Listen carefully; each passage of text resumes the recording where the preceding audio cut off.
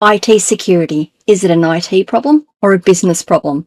And what happens when the insurance company comes knocking and the controls you said you had in place are not actually there? Keep watching to find out more. Welcome to Rise and Shine, your daily business tech boost with me, Charly Leetham. If you're a small business owner looking to simplify technology and get real, actionable advice from someone with 35 years of IT experience, you're in the right place. Every episode, I'll dive into tools and systems like email, CRM, marketing and tracking, and I'll break them down into bite-sized tips you can use straight away. Your time is valuable, so let's get straight to the point. It's time to work smarter, not harder. Rise and Shine. It's your business tech boost with me, Charly Leetham, episode number 696. It's Mindset Monday, and we're going to be talking about why security is a business mindset, not an IT chore. IT security is one of those things that tends to get filed under IT will handle it and then forgotten about until something breaks. The issue is that whilst IT security requires the IT team to assist with it, IT security, just like all the other security functions in the company, is actually a business function. It sits right alongside building security, workplace safety, insurance, compliance, and liability. As a result, it needs the same level of attention. The numbers of cybersecurity attacks and breaches prove this point. Depending on which study you look at, and there are a few to review, somewhere between 43% and 46% of cyber attacks and breaches target small businesses. Yes, almost half of all attacks landing on businesses that, in many cases, don't have a dedicated security person or even a plan for what happens when something goes wrong. Sometimes they don't even know they need to have these things. Now, when something goes wrong, the cost is not just the breach itself.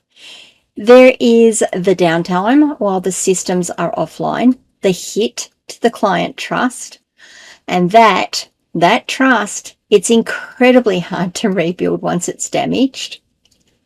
It's the hard work required to find out what happened and how to recover.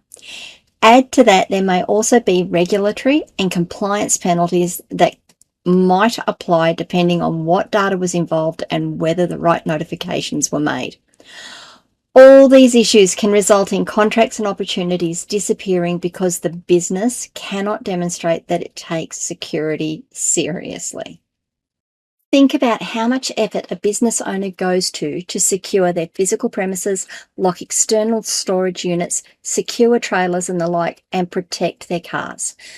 These are things that rarely get ignored, and most business owners don't just hope for the best because the consequences of getting it wrong are just too significant.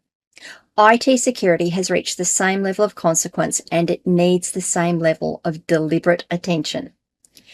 Without a doubt, IT security is a cost center, and it can be quite complex, confusing, and expensive, particularly if a business owner doesn't have a dedicated tech or security resource. The question is whether that cost gets managed proactively through proper risk management, keeping things maintained, keeping things reviewed, keeping things updated, or whether it gets managed reactively after something has already gone wrong. Let's talk a little bit about insurance and why IT security truly sits in the business wheelhouse. Cyber insurance is becoming a larger part of the conversation for a lot of small businesses, and the way it looks is no different to any other type of insurance. It is rare that an insurance company is going to turn up and tell a business owner what IT security controls should be put in place. What they're going to do is assess the risk profile, and that risk profile directly determines what premiums look like, what the coverage terms look like, and whether a claim actually pays out when it matters.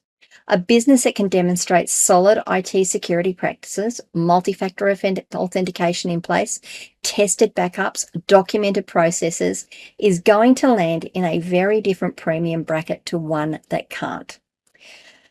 Here's a statistic. I've seen some sources claim that over 40% of businesses that file a cyber insurance claim receive no payout at all. According to these sources, the leading reason for denial is that the IT security controls the business said they had in place on the application were not actually there when the incident happened. The insurer investigates, finds the controls were missing or incomplete, and the claim gets denied. This is exactly how building insurance and car insurance works. If a business leaves its premises unlocked every night and then makes a claim when stock goes missing, the insurer is not likely to going to cover it. If the car is unregistered and unserviced and gets written off, maybe not so much unserviced, but it's not in great repair and it gets written off, the claim is going to have some problems. Cyber insurance operates on the same principle. The security posture of the business is part of the deal. For small businesses that are considering cyber insurance or coming up for renewal, the practical takeaway is pretty straightforward. IT security practices may directly affect premiums, coverage terms, and claim outcomes. The question worth asking is not what does the insurance require, or the insurer require even, because they may not require anything directly. The question is, can this business demonstrate that it is managing IT security risk? Because that's what's going to determine the outcome when something goes wrong. Look, I know this kind of sounds a bit dire, but there are things you can do right now to start addressing this. It doesn't have to be a massive overhaul or a panic-driven spend. It just needs a deliberate decision to give it regular attention. The first step I would recommend you do is to put IT security on your calendar as a recurring item. Make sure that software updates are being done. I'd recommend several times a month that you do that. Review who has access to what, maybe quarterly, maybe half yearly, and make sure backups are actually working properly. Maybe once every 6 months, maybe once every year. Kind of depends on your business, but there's some ideas. None of this is a big investment, and it catches the things that quietly drift out of shape when nobody is looking. The second step is to start documenting what is being done and when. This is not about creating a filing cabinet, don't try and say that 10 times fast, full of policies nobody reads. It's about creating a simple record of what was checked, what was updated, and what needs attention next time. This should be more than enough to show that IT security is being actively managed, and that documentation may just save your bacon if cyber insurance is ever on the table. It's the difference between being able to demonstrate that the business takes IT security seriously and having nothing to point to when it matters. The third step is knowing when to bring someone in. Not every business needs a full-time IT security resource. They don't even need a full-time IT tech resource. And not every business owner needs to or should become an expert in this space.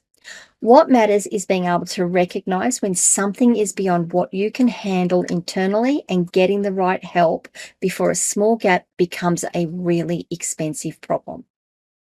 This is exactly what a security audit or an IT security audit does. Someone comes in, looks at what's in place, identifies what needs attention, and provides a prioritized list to work through.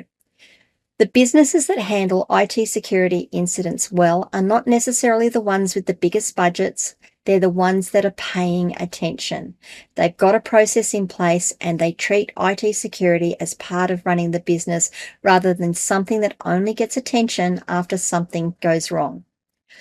On that note, the topic of choice for my podcast this month, or for April, is cybersecurity. So make sure you do subscribe to the podcast, turn on notifications, and follow along. All right, guys, what did you think? Have I raised more questions than I've answered? I kind of hope so, particularly with security. because that's where we learn and grow. Have you done any of the things that I've recommended, or have you panicked? Which any of them, because I did mention panic as well.